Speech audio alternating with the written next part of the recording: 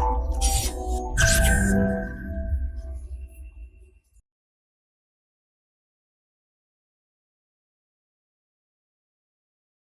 Friends, this is Gautam Pandey coming up with the next round of news simplified. तो आज की video में हम बात करेंगे इंडिया और इजराइल के रिलेशन के बारे में। देखिए, हाल ही में दोनों देशों ने अपने डिप्लोमेटिक रिलेशन के 30th एनिवर्सरी को सेलिब्रेट किया है। सो ऐसे में इंपॉर्टेंट हो जाता है इसके विषय में डिस्कस करना। तो जरा हम बैकग्राउंड को समझते हैं और उसके बाद देखेंगे इंडिया और इजराइल के रिलेशन वर्तमान में कैसे हैं और फ्यूचर में कैसे रहने वाले हैं। तो एक एक करके समझते हैं। देखिए, दोनों देशों ने ही मिलकर एक जॉइंट लोगो जारी किया है। ये लोगो आप इमेज में देख सकते हैं, जिसमें इंडिया के फ्लैग को एक पार्ट को शामिल किया गया है और इजराइल के फ्लैग के एक पार्ट को शामिल किया गया है। तो इस लोगो के विषय में पहले थोड़ा डिस्कस कर लेते हैं। देखिए, इस लोगो का क्रेडिट इंडिया के नेशनल इंस्टीट्यूट ऑफ डिज़ाइन के स्टूडेंट NID अहमदाबाद, जो आप लोग जानते होंगे, उसके स्टूडेंट हैं निखिल कुमार राय, उनको जाता है। उन्होंने ही इसे डिज़ाइन किया है और दोनों देशों ने मिलकर इसे एक्सेप्ट भी किया है और लोगों को जारी भी किया है। और साथ ही साथ अपने नेशन के जितने भी बड़े बड़े मॉन्यूमेंट्स हैं, वहाँ पर दोनों देशों ने अपने अपने फ्लैग एक साथ जारी किए हैं। तो अपनी जो फ्रेंडशिप है उसे सारी दुनिया को दिखाना चाह रहे हैं कि दोनों ही देशों के रिश्ते और भी ज़्यादा मजबूत हो चुके हैं पहले से। तो ऐसे में जरा हम बैकग्राउंड को समझते हैं कि इंडिया और इजराइल के रिलेशन पहले कैसे थे। देखिए, इंडिया ने इजराइल को 1950 में ही रिकॉग्नाइज कर लिया था, बट दोनों देशों के बीच में डिप्लोमेटिक रिलेशन नहीं बन पा रहे थे। उसके पीछे के एक बड़े कारण को आप समझ सकते हैं कि इजराइल और फ़िलिस्तीन के बीच में अक्सर ही बहुत सारे कॉन्फ्लिक्ट चलते रहते हैं और बहुत सारे मिडिल ईस्ट के नेशन, खास करके जो मुस्लिम कंट्रीज़ हैं, वो इजराइल को सपोर्ट नहीं करते हैं। तो इस कंटेक्स्ट में इंडिया इजराइल से रिलेशन बहुत पूरी तरह से नहीं रख पाता था। एक बहुत बड़ा कारण मिडिल ईस्ट के जितने भी नेशन थे वो थे, क्योंकि मिडिल ईस्ट से इंडिया को बहुत बड़ा रेमिटेंस आता था, अभी भी आता है।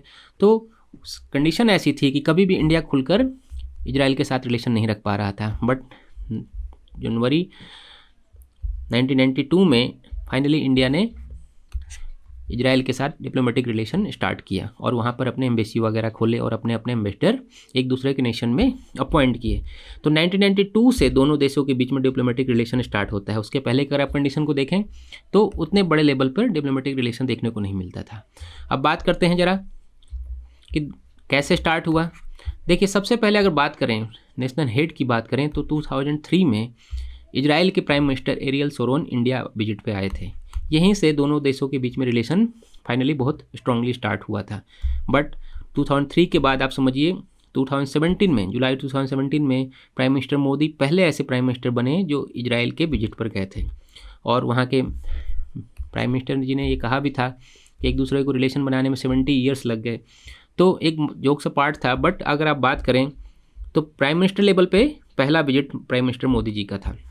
उससे पहले हमने देखा था कि 2015 में हमारे प्रेसिडेंट प्रणब मुखर्जी भी इजराइल के विजिट पे गए थे और मिनिस्टर ऑफ एक्सटर्नल अफेयर तो जयशंकर जी भी हाल फिलहाल में गए थे 2021 में। उससे पहले हमने देखा था लाल कृष्ण आडवाणी जी भी वहाँ पर जाकर विजिट करके आए थे। तो फाइनली अब जाकर दोनों देशों के बीच में रिलेशन बहुत ज़्यादा स्ट्रांग हो चुके हैं और दोनों ही देश हर एक डायमेंशन पर एक दूसरे के साथ काम कर रहे हैं। तो कौन कौन से डायमेंशन पर दोनों देशों के रिलेशन बहुत बेटर हो चुके हैं, उन्हें समझते हैं हम।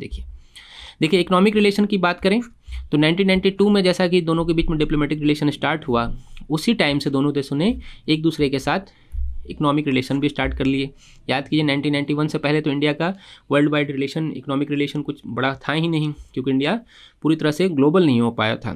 तो हमने देखा कि 1992 में इजराइल से रिलेशन स्टार्ट हो चुका है और कहा जाता है कि इंडिया इजराइल का 3rd लार्जेस्ट ट्रेड पार्टनर है एशिया में। मीन्स एशिया में तीसरा सबसे बड़ा देश है जिसके साथ इजराइल ट्रेड करता है। और करंट की अगर आप बात करिए तो दोनों देशों के बीच में लगभग $4 बिलियन का ट्रेड चल रहा है और दोनों देश मिलकर जल्दी ही चाहते हैं कि ट्रेड रिलेशन $10 बिलियन का बन जाए। तो मे भी हो सकता है आने वाले दिनों में ये पॉसिबल भी हो जाए। अब बात करते हैं जरा हम कॉपरेशन इन एग्रीकल्चर के बारे में।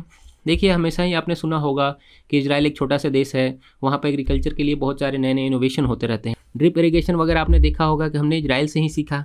तो देखिए, 2006 में दोनों देशों के बीच में एग्रीकल्चर के बीच में रिलेशन स्टार्ट हुआ था और ख़ास करके इनका मोटिव ये था कि जो प्रोडक्टिविटी है क्रॉप्स की उसे बढ़ाई जाए और क्रॉप्स की डाइवर्सिटी बढ़ाई जाए। मीन्स बहुत सारे अलग अलग तरह के किस्म के क्रॉप्स का प्रोडक्शन किया जाए और साथ ही साथ जो एफिशिएंसी है उसे भी बढ़ाया जाए ताकि लोगों को आसानी से सस्ते दामों पर फूड ग्रेन्स अवेलेबल हो सके। और दूसरा एक एंगल अब करंट की अगर आप बात कीजिए तो 2021 में से लेकर 2023 के बीच में इंडिया और इजराइल के बीच में एग्रीकल्चर को लेकर एक प्रोग्राम भी चल रहा है, जिसमें इजराइल के जितने भी एक्सपर्ट हैं वो इंडिया आकर अप्रोक्स 1.5 लाख फार्मर्स को ट्रेन कर रहे हैं, ताकि वो अपनी क्रॉप्स को और ज़्यादा बेहतर कर सकें और फ्यूचर में और ज़्यादा ग्रोथ कर सकें।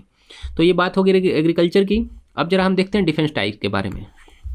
देखिए, पहले से ही सुनने में आता रहा है कि इजराइल इंडिया को बहुत सारी टेक्नोलॉजी या बहुत सारे हार्डवेयर सप्लाई करता रहता है डिफेंस सेक्टर में। करंट की अगर बात करें तो इजराइल जितना भी एक्सपोर्ट करता है उसका अकेले 43% एक्सपोर्ट वो इंडिया को करता है। तो ऐसे में आप समझ सकते हैं इंडिया और इजराइल के डिफेंस रिलेशन कितने स्ट्रॉन्ग हैं। एक इम्पॉर्टेंट बात ये भी हो जाती है कि इजराइल का पाकिस्तान के साथ किसी प्रकार का कोई डिफेंस टाई नहीं है। मीन्स जो भी वो प्रोडक्ट इंडिया को सप्लाई करता है उसे किसी भी एंगल से पाकिस्तान को मिलने की कोई उम्मीद नहीं है, क्योंकि उनके बीच में कोई डिफेंस टाई नहीं है। तो ये एक पॉजिटिव पॉइंट है इंडिया के लिए। तो होप आपको ये वीडियो समझ में आया होगा। Thanks for watching. Current Affairs by Forum IAS is an all-in-one program that covers the dynamic aspect of the syllabus from both prelims and mains perspectives. Last year, we have helped more than 100 students crack IAS with our current affairs classes.